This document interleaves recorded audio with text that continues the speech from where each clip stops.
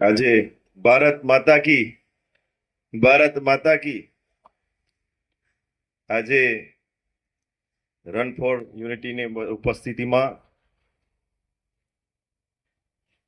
ગુજરાત રાજ્યના પૂર્વ મુખ્ય દંડક અને નડિયાદના લોકપ્રિય ધારાસભ્ય શ્રી એવા પંકજભાઈ દેસાઈ સાહેબ, જિલ્લા સંગઠનના પ્રમુખ એવા નૈનાબેન, જિલ્લા કલેક્ટર શ્રી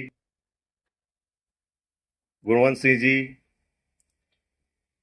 પોલીસ અધિક્ષક શ્રી, સંગઠનના મહામંત્રી અપૂર્વભાઈ તેમજ મંચસ્થ મહેમાન, આજે આપણે આપણા ચરોતરના એક મહાન રાષ્ટ્રનાયક તથા લોહ પુરુષ સરદાર વલ્લભભાઈ પટેલ સાહેબની 150મી જન્મ જયંતિ ઉજવી રહ્યા છીએ. આપણા માટે ગર્વની વાત છે કે આદરણીય સરદાર સાહેબના જન્મ આપણા નડિયાદમાં થયો હતો. આપણને ભારતની એકતા શિલ્પી તથા અખંડતા ભારતના સ્થાપક તરીકે સરદાર સાહેબનું નામ ઇતિહાસમાં સદાય અમર છે.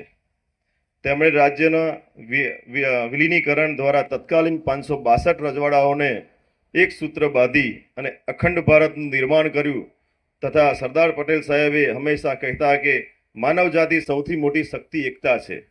આ વિચારને ધ્યાનમાં રાખીને આજે દિવસે આપણે રન ફોર યુનિટી એટલે કે એકતાની દોડ SRP કેમ્પથી સરદાર સાહેબના નિવાસસ્થાન સુધી યોજી રહ્યા છીએ.